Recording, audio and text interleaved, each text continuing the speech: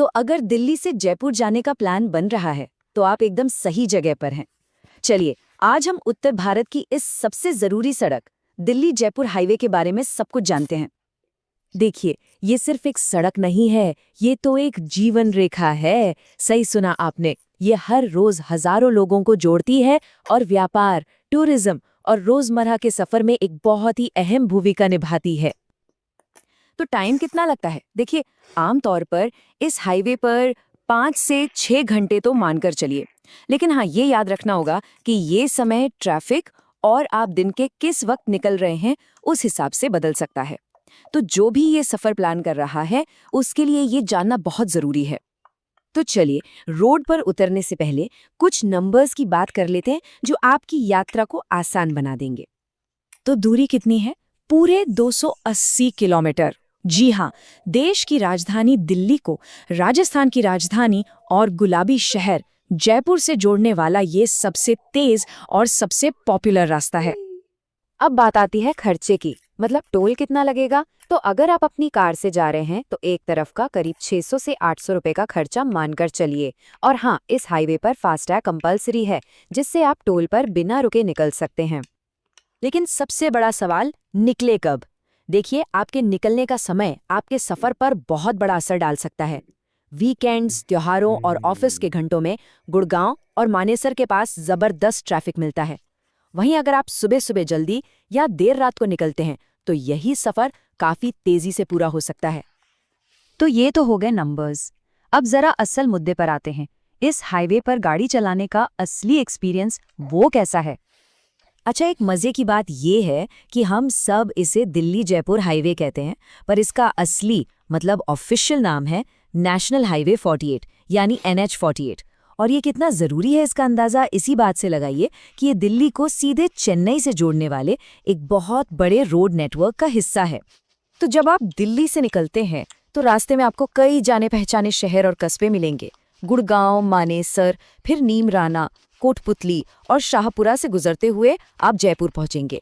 ये सब आपके सफर के माइलस्टोन्स की तरह है। अच्छा, सड़क कैसी है?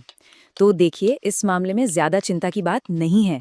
लंबी दूरी के लिए ये ड्राइव काफी आरामदायक और सेफ मानी जाती है। इसकी वजह यह है कि इसका ज्यादातर हिस्सा 6 लेन का एक्सप्रेसवे है। सड़क एकदम चिकनी है, लेन मार्किंग साफ है और लोकल ट्रैफिक के लिए सर्विस रोड भी बने हुए हैं।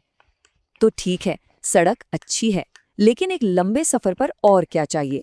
जाहिर है, अच्छी सुविधाएं और पुख्ता सुरक्षा। तो चलिए देखते हैं ये हाईवे इन दोनों पैमानों पर कैसा है। अगर आपको रास्ते में ब्रेक लेना हो तो बिल्कुल फिक्र मत कीजिए।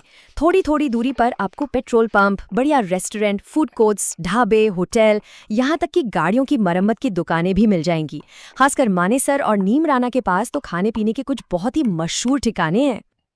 अब बात सेफ्टी की, तो यहाँ आपकी हिफाजत के लिए काफ़ी इंतजाम किए गए हैं। आपको साफ साफ स्पीड लिमिट के बोर्ड्स, हाईवे पेट्रोलिंग की गाड़ियाँ और कैमरों से निगरानी सब मिलेगा।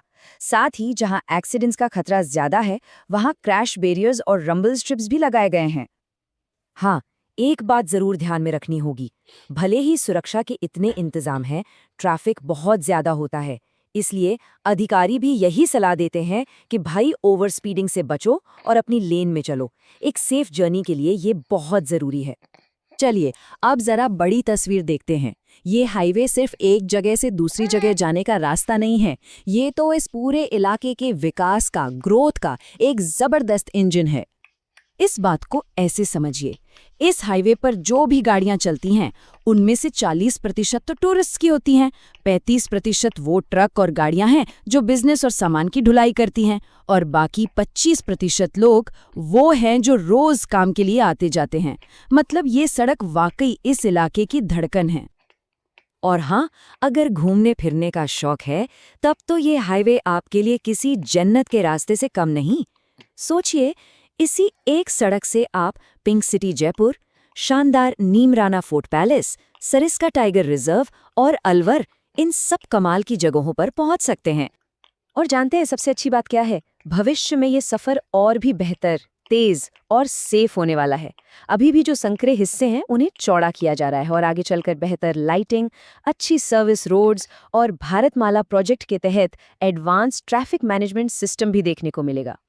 तो ये सब देखकर और सुनकर एक सवाल दिमाग में आता है ना, कि जैसे जैसे हमारे देश का इंफ्रास्ट्रक्चर इतनी तेजी से बढ़ रहा है, आने वाले कल का सफर कैसा दिखेगा?